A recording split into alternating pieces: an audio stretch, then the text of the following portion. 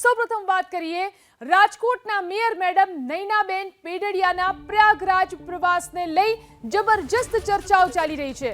ચર્ચા છે કે ડૂબકી મારવાની લાયમાં નૈનાબેન પોતાની મેયર તરીકેની ફરજ ચૂક્યા છે, કેમ કે સ્ટેન્ડિંગ કમિટીએ તૈયાર કરેલું બજેટ આવતીકાલે રજૂ થનાર છે।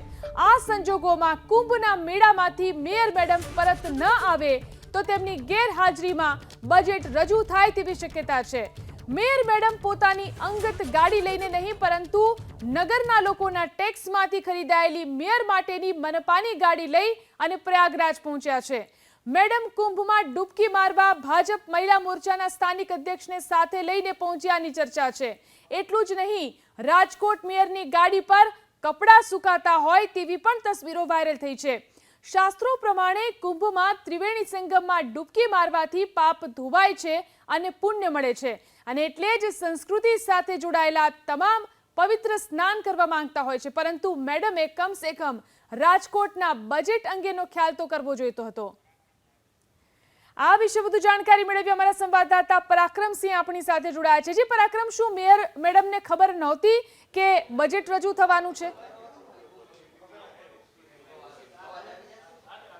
સ્ટેન્ડિંગ કમિટીના ચેરમેન જયમીનભાઈ ઠાકર આપણી સાથે છે, આપણે એમની સાથે વાત કરીશું। જયમીનભાઈ, શું આખી નિયમ શું છે? મેયર મેડમ અત્યારે કુંભમાં પહોંચ્યા છે અને કુંભમાં સ્નાન કરવા માટે ગાડી લઈને ગયા છે મહાનગરપાલિકાની। દ્રશ્યો અમારી પાસે આવ્યા છે, આખી હકીકત શું છે અને નિયમ શું છે? રાજકોટ મહાનગરપાલિકાનો સ્ટેન્ડિંગ કમિટીનો એક ઠરાવ છે કે ગુજરાત બહાર માનનીય મેયરશ્રી જ્યારે પ્રવાસમાં જાય, પોતાના અંગત કારણોસર જાય કે કોઈ પણ કારણોસર જ્યારે જાય, ત્યારે ₹2 પ્રતિ કિલોમીટર માનનીય મેયરશ્રી, માનનીય ચેરમેનશ્રી કે માનનીય ડેપ્યુટી મેયરશ્રી કે કોર્પોરેશનના કોઈ પણ અન્ય પદાધિકારીઓ ગુજરાત બહાર જ્યારે જાય ત્યારે ₹2 પ્રતિ કિલોમીટર એને કોર્પોરેશનમાં નાણાં જમા કરાવવાના હોય છે। જ્યારે રાજકોટથી નીકળ્યા ત્યારે ગુજરાતની બહાર જ્યારે જાય છે ત્યારે એમના સરકારી ડ્રાઈવર દ્વારા આંકડો નોંધવામાં આવે છે।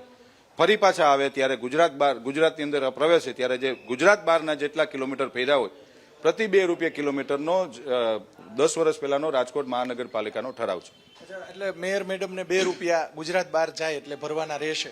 ₹2 પ્રતિ કિલોમીટર એવો ઠરાવ છે, આથી 10 વર્ષ પહેલા ઠરાવ થયેલો છે। મેડમે કોઈ મંજૂરી લીધી છે કે કોઈ એમાં કોઈ શું પ્રક્રિયા શું હોય છે જયમીનભાઈ? કેમ કે સોશિયલ મીડિયામાં આ ફોટો ખૂબ વાયરલ થયેલા છે।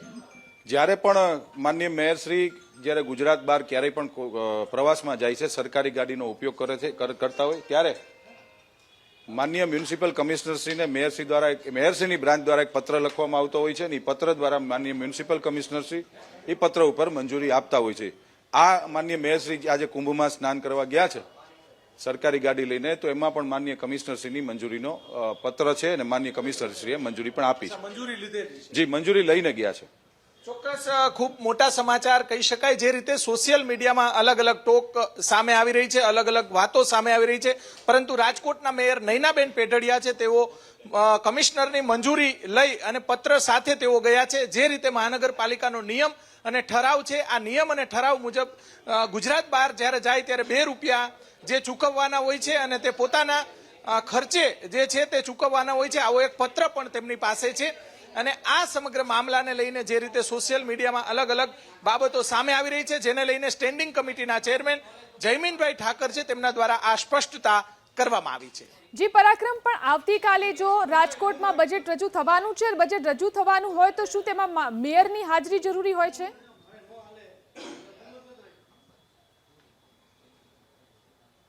ચોક્કસથી ફરી આપણે જયમીનભાઈ સાથે વાત કરીશું। જયમીનભાઈ, આ પત્ર જે છે એમના દ્વારા લખવામાં આવ્યું, આખી પ્રક્રિયા શું હોય છે? કેમ કે લોકો ગેરસમજ ઊભી થઈ છે આ સોશિયલ મીડિયાની અંદર જે વિડીયો અને ફોટો જે વાયરલ થયા છે એના કારણે। માનનીય મેયરશ્રી જ્યારે ગુજરાતની બહાર જ્યારે પ્રવાસમાં જતા હોય, પોતાના અંગત કારણોસર જતા હોય કે બીજા કોઈ પણ કારણોસર જ્યારે જતા હોય છે, ત્યારે આજથી 10 વર્ષ પહેલા રાજકોટ મહાનગરપાલિકામાં એક ઠરાવ થયો હતો કે ₹2 પ્રતિ કિલોમીટર માનનીય મેયરશ્રીએ ચૂકવવાના રહે છે। ગુજરાતની બહાર જ્યારે કોઈ પણ મેયર જતા હોય ત્યારે ગુજરાત સુધી એનો પ્રવાસ, એનો પેટ્રોલનો કે ડીઝલનો ખર્ચો કોર્પોરેશન ઉપર હોય છે। જ્યારે ગુજરાતની બહાર જાય ત્યારે ₹2 પ્રતિ કિલોમીટર, એટલે કે આપણે જ્યારે બહાર ગુજરાતની બહાર જાય ત્યારે સરકારી જે એમને ડ્રાઈવર પ્રોવાઈડ કરવામાં આવ્યા છે, એ ડ્રાઈવર દ્વારા કિલોમીટર લખવામાં આવે છે। ફરી પાછા જ્યારે ગુજરાતમાં એન્ટ્રી કરે છે એ કિલોમીટરનો સરવાળા લેખે એની જે ગાડીમાં એક લોગ બુક, એની એક બુક રાખવામાં આવેલી હોય છે, બુકની અંદર નોંધ કરવામાં આવે છે। અને આખા જે 2 રૂપિયા કિલોમીટરનો જે પ્રવાસ છે એ પ્રવાસ રાજકોટ આવે પછી મેયરશ્રીએ પોતાના પૈસે એ કોર્પોરેશનને એ ચૂકવવા પડતા હોય છે. બજેટ છે, બજેટને લઈને આવતીકાલે કંઈક બેઠક મળવાની છે, એની અંદર મેયર સાહેબની જરૂર પડે ખરેખર? બજેટ એ સ્ટેન્ડિંગ કમિટીના ચેરમેન બજેટ રજૂ કરતા હોય છે, પરંતુ માનનીય મેયરશ્રીની અધ્યક્ષસ્થાનમાં પત્રકારોને પણ અમે લીગલ મેલ કરતા હોઈએ છીએ અને માનનીય મેયરશ્રીની અધ્યક્ષસ્થાનની અંદર થતું હોય છે. પણ બેન પ્રવાસમાં હોવાથી કાર્યકારી મેયર તરીકે ડેપ્યુટી મેયર શ્રી નરેન્દ્રસિંહ જાડેજાને ના નામે અમે પત્ર રિલીઝ કરી રહ્યા છીએ. એમની સહીની જરૂર પડશે કે શું? આખી પ્રક્રિયા શું હોય છે? જીપીએમસી એક્ટ મુજબ જ્યારે મેયરશ્રી અન્ય કોઈ પણ કારણોસર જ્યારે મેયરશ્રી રાજકોટની અંદર ન હોય ને બહારગામ હોય, ગુજરાત બહાર હોય ને એમને એવું કીધું હોય લેખિતમાં કે ભાઈ હું નથી, તો કાર્યકારી મેયર તરીકે ડેપ્યુટી મેયર પણ એ જનરલ બોર્ડનો એજન્ડા બહાર પાડી શકે છે. આજે જ અમે કાર્યકારી મેયર તરીકે આવનારા 19મી તારીખે રાજકોટ મહાનગરપાલિકાનું બજેટનું બોર્ડ છે, એટલે આજે જ માનનીય ડેપ્યુટી મેયર શ્રી કાર્યકારી મેયર તરીકે એમના સહીથી આજે અમે બોર્ડનો એજન્ડા પણ બહાર પાડ્યો છે. અને આવતીકાલની સ્ટેન્ડિંગ કમિટીની જે બેઠક છે એ કાર્યકારી મેયર અને વર્તમાન ડેપ્યુટી મેયર નરેન્દ્રસિંહ જાડેજાના અધ્યક્ષસ્થાને કાલે સ્ટેન્ડિંગ કમિટીની બેઠકમાં અમે મંજૂર કરવા જઈ રહ્યા છીએ. ચોક્કસ બેન કુંભમાં ગયા છે, સારી બાબત છે ને આસ્થાનું કેન્દ્ર છે, જાવું જોઈએ. પણ બીજા આ જે ગાડી છે એની અંદર બીજા પણ લોકો અથવા તો બીજા બહેનો પણ ગયા છે, નિયમ મુજબ જઈ શકે?